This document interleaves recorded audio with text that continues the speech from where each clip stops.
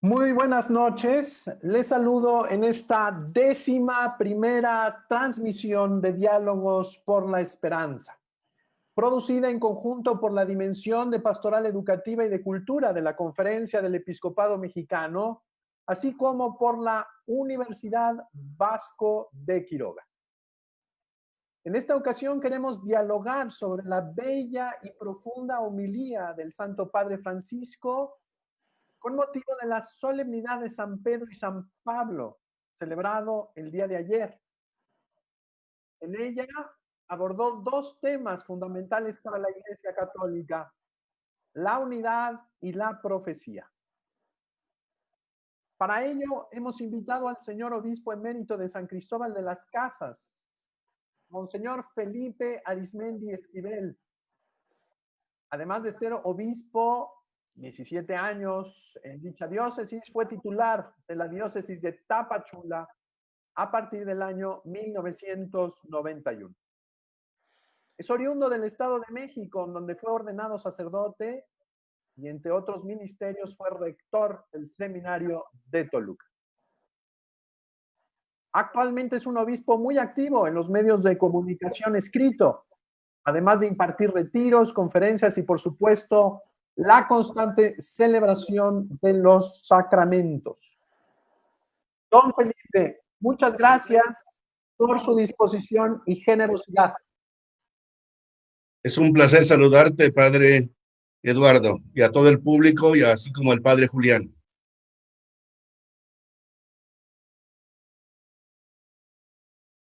También está con nosotros el presbítero doctor Julián López Amos Urrutia. Él es coordinador de la sección de Teología Dogmática de la Universidad Pontificia de México. Es secretario ejecutivo de la Dimensión de Doctrina de la Fe de la Conferencia del Episcopado Mexicano y fue también rector del Seminario Conciliar de México. Padre Julián, bienvenido y gracias por estar de nuevo en estas transmisiones. Muchas gracias de nuevo por la invitación, Padre Eduardo. Es un honor y una gran alegría además compartirla en esta ocasión con Monseñor Felipe, a quien nos une el trabajo, la común fe y el trabajo por la doctrina de la fe. Sin más, quisiera darle la palabra al señor Felipe Arismendi. Les recuerdo a cada uno que tienen 4 minutos en esta primera intervención. Hemos decidido, la homilía tiene 2 partes, hablar del primer tema, la unidad, en el primer segmento y de la profecía en el segundo momento. Le escuchamos, Monseñor Felipe, muchas gracias. Gracias, Padre Eduardo. Me llamó mucho la atención la homilía del Santo Padre el día de ayer, San Pedro y San Pablo, porque es una homilía muy bíblica, muy profunda, pero al mismo tiempo muy humana, muy actual, que responde a inquietudes que tenemos todos en la iglesia y particularmente tiene él. Y él se centra en 2 puntos, podría hacerlo en muchos otros aspectos, pero se centra en 2, que dice la unidad y la profecía. Y en este primer momento quisiera hablar de lo que él dijo y algunas experiencias personales sobre el tema de la unidad. Él empieza diciendo cómo Jesús llamó a 2 apóstoles muy diferentes, Pedro y Pablo, muy distintos, pero que a veces discuten, porque no en todos están de común acuerdo, pero les une el amor a Cristo y el amor a la iglesia, el amor al pueblo, a la gente. Esto es lo que resalta fundamentalmente en ellos. Es decir, son diferentes, pero Jesucristo los escogió así, distintos. Y el Papa resalta mucho esto porque hay mucha gente ahora que quisiera que el Papa Francisco fuera idéntico que el Papa Benedicto o que el Juan Pablo II u otros de los antecesores. Y esto no es posible. Algunos ya querrían incluso que se acabara el periodo del Papa Francisco y viniera otro Papa porque no les acaba de gustar este. Están más de acuerdo con otro de los papas. Y en la iglesia no puede ser así, que cada quien tenga al Papa que le da su gana. No, la gana es de Dios.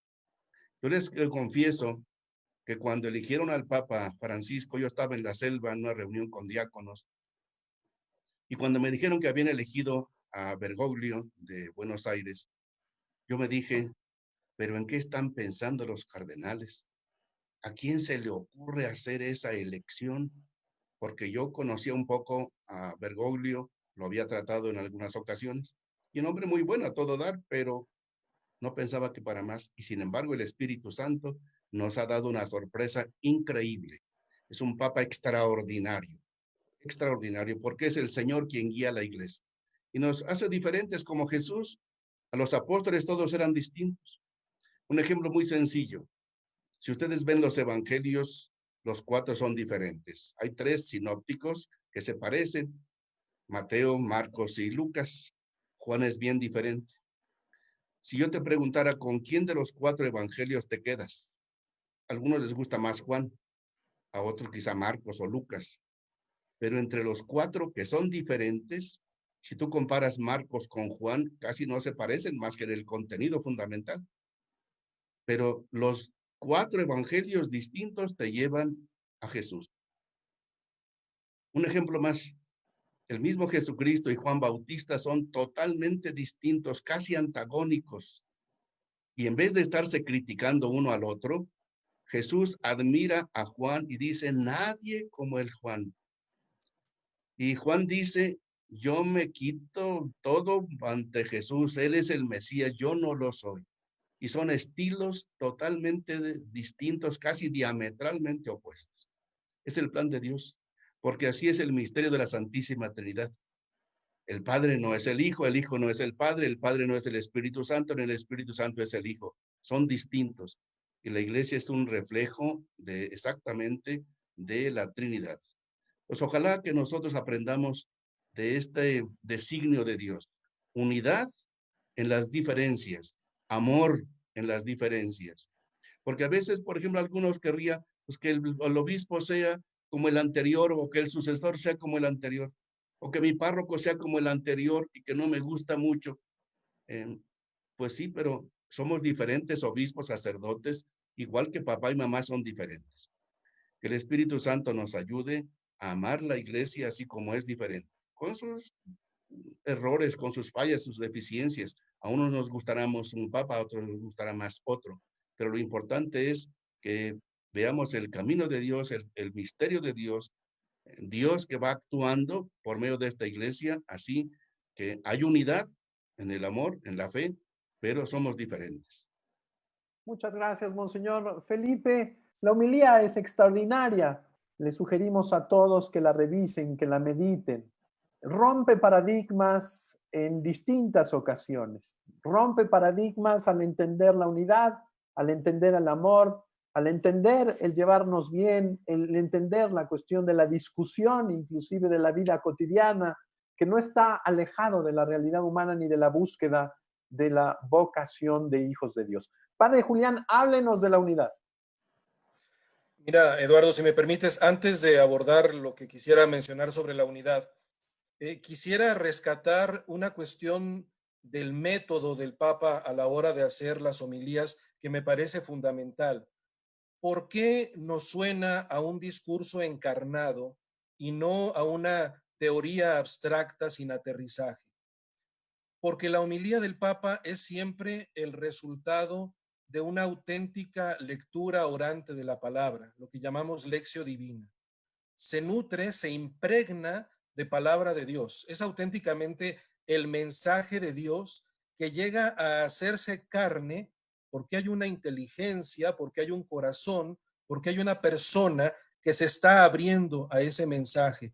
Y a eso se debe la vitalidad, pero también el sentido concreto, muy operativo, muy directo, muy de recomendaciones espirituales, pero también humanas en el sentido más puro del término. Creo también que es importante, a propósito de esta homilía, tomar en cuenta un detalle que el Papa mismo nos señaló. Hay que leerla junto con la homilía de Pentecostés. El Papa lo señala a propósito de lo que él menciona, que es a lo que quiero referirme más adelante en torno a la unidad, respecto al peligro de las quejas, del victimarnos, del volvernos víctimas y pasárnosla quejándonos. ¿Por qué esto? Porque el que nutre verdaderamente de sentido sobrenatural la experiencia humana es el Espíritu Santo. Y siempre ha habido, pero hoy en nuestro tiempo hay nuevas maneras de pecados contra el Espíritu Santo, que no consisten en otra cosa sino en cerrarse a la riqueza de la vida que Dios nos regala. Cualquier circunstancia, cualquier oportunidad, cualquier vivencia es un momento propicio para vivir la fe. La pandemia no es un paréntesis en nuestra vida de fe, es un espacio concreto dentro del cual nosotros vamos viviendo nuestra fe. Y creo que esto hay que señalarlo. A mí me gusta mucho este aspecto, insisto, muy humano, muy directo, de cómo él invita a crear la unidad evitando las quejas. Todos tenemos la tentación de quejarnos del hermano, de quejarnos de la autoridad, de quejarnos del presidente, de quejarnos de quien gobierna la ciudad. En fin, tenemos siempre razones para quejarnos y además razones muy válidas. No se trata de no tener razones, pero a veces nos quedamos estacionados en la queja, nos victimizamos y perdemos la oportunidad de ser creativos en medio de la situación que se va viviendo. La unidad se construye también aprendiendo a moderar nuestra lengua, a no hablar demasiado pronto, a no adelantar nuestro juicio, incluso si tenemos razón. Creo que la fuerza del Espíritu Santo nos permite ir más allá de la queja para ser creativos en la aportación de nuestra propia creatividad a la situación concreta que vayamos viviendo. Se construye unidad aprendiendo a dejar de quejarnos, sin con esto renunciar, por supuesto, ni a la justicia, ni a la verdad, ni a la caridad, pero poniéndonos por encima de las situaciones difíciles para ser auténticamente promotores de la unidad desde la condescendencia, que es ciertamente una obra de misericordia, y a partir de allí de lanzarnos hacia adelante. Muchas gracias, Padre Julián. Efectivamente, la unidad no es un esfuerzo solamente humano y no es un esfuerzo solamente entre los seres humanos. La unidad es una experiencia antes que nada de la vida en Dios. La capacidad de ver a través de las exigencias evangélicas, de sentir con pues los sentimientos de misericordia, de compasión, así como nos ve Dios, así tenemos con esa paciencia infinita que ver a los demás. Monseñor Felipe, esto es fundamental también para el tema de la profecía. Lo escuchamos. Gracias, Lalo. Y muy profundo lo que dice el padre Julián, como siempre, muy acertado, muy bonito, muy práctico, muy conveniente. Gracias, Julián. En cuanto al segundo momento de la homilía del Papa de ayer, de San Pedro y San Pablo, habla de la profecía. ¿Qué quiere decir? Por profecía entendemos hablar en nombre de otro, en este caso hablar en nombre de Dios. Pero no se puede hablar en nombre de Dios si no se tiene la experiencia de Dios. Por eso la experiencia de Pedro y Pablo es a partir de su experiencia de Jesús, del encuentro con Jesús. Y ahí sí cambian la historia y andan por todas partes y no les importan persecuciones ni nada, pero es a partir del encuentro con Jesús. Yo me sentí muy en comunión con el Papa cuando él decía, me duele cuando oigo hablar que haya una iglesia, que la iglesia sea más profética, porque eso yo lo he escuchado muchas veces en otros tiempos. ¿Qué significa que la iglesia sea profética? No es solamente, como dice el Papa, andar en mítines, en declaraciones, en los medios, echando la culpa a todo el sistema y a todo lo demás. Sí, hay que hacerlo cuando hay que hacerlo, pero no es solamente eso. El Papa insiste, la profecía es ser testigos de Dios, ser testigos de Jesucristo. Y es lo que más nos cuesta. Pero, por ejemplo, ¿quiénes han cambiado mucho la historia? Por decir, San Francisco, es un enamorado del Señor. La Madre Teresa, una mujer de oración profunda diaria. El Papa San Juan Pablo II, nos decían cuando vino aquí a México en uno de sus viajes, se pasó toda la noche tirado en tierra, postrado ante el sagrario en oración. Así sí pueden caer los muros de Berlín y todo lo demás, pero es fruto de mucha oración, como insistía también el padre Julián. Pues hay que pedir al Espíritu Santo que nos ayude a tener este encuentro permanente y cada día más profundo con el Señor, porque es fundamental para nosotros. Yo he conocido gente que sí habla mucho y discute y puras declaraciones, sí está bien, de acuerdo, hay que hacerlo, pero no solo eso. A veces la profecía es al interior mismo de la iglesia, entre nosotros mismos, que nos está fallando en la familia, en la comunidad, y ser valientes para denunciar entre nosotros mismos, porque a veces somos valientes para hablar del sistema en general, pero hablar unos con otros como hermanos, ayudarnos mutuamente a ser mejores, eso sí que cuesta. Pero con la gracia del Espíritu Santo sí es posible. Este amor a Jesús, amor a su iglesia, amor a nuestra gente. Pero a partir de la experiencia del Señor, ser testigos del Señor, que Él nos lo conceda. Es fácil decirlo para mí, pero que el Señor nos lo quiera conceder. Muchas gracias, Monseñor Felipe. Hay una cuestión ahí muy interesante. Dice el Papa, Padre Julián, el Señor nos provoca constantemente. Provocó a Pedro, provocó a Pablo, para ver cómo vamos por la vida, si haciendo nuestra voluntad o haciendo la suya. Si vamos construyendo su proyecto o vamos haciendo nuestro proyecto, si lo vamos reconociendo como eje o no lo vamos reconociendo como eje. Lo escuchamos, Padre Julián. Ya hablábamos, Señor, de un nivel de profecía que no se puede quedar solo hacia el mundo, sino también hacia la iglesia. Me parece que el Papa da un salto todavía más a la profundidad del individuo. Hay un detalle que a mí me llamó mucho la atención y me sedujo, casi me atrevería a decir. Hay un nivel de profecía interior, porque la provocación de Dios es una transformación de la persona. El Papa hace ver cómo los dos apóstoles, Pedro y Pablo, tienen un nombre distinto antes de su apostolado. Antes de ser Pedro es Simón. Antes de ser Pablo es Saulo. Y en cada uno de estos casos hay una transformación interior que depende totalmente del Señor Jesucristo con quien se han encontrado y que les ha cambiado la vida. Y creo que la insinuación con Pablo se vuelve todavía más fuerte, porque Paulus significa pequeño. Es decir, la seguridad que tiene en sí mismo el gran hombre de fe que era Saulo en su contexto judío es radicalmente transformado en un hombre pequeño. Podríamos preguntarnos si en serio Pablo parecía un hombre pequeño, con toda aquella energía, con todo aquel arrojo, con toda aquella valentía, pero se trataba ante todo de una transformación interior. Sí, se había vuelto pequeño interiormente y gracias a esa docilidad interior puede convertirse en el auténtico instrumento de la palabra de Dios que evangeliza en todos los niveles. También algo semejante ocurre con Pedro. Él es, por supuesto, primero Simón, el pescador, y después se vuelve la piedra firme sobre la que se establece la fe de la iglesia y la misión de la iglesia. ¿De qué manera un hombre, en este caso, arrebatado, apasionado, no sabemos, tal vez con una formación limitada, se vuelve para el Señor Jesús en el punto desde el que apoya totalmente la misión de la iglesia? Es una transformación a partir de la vocación.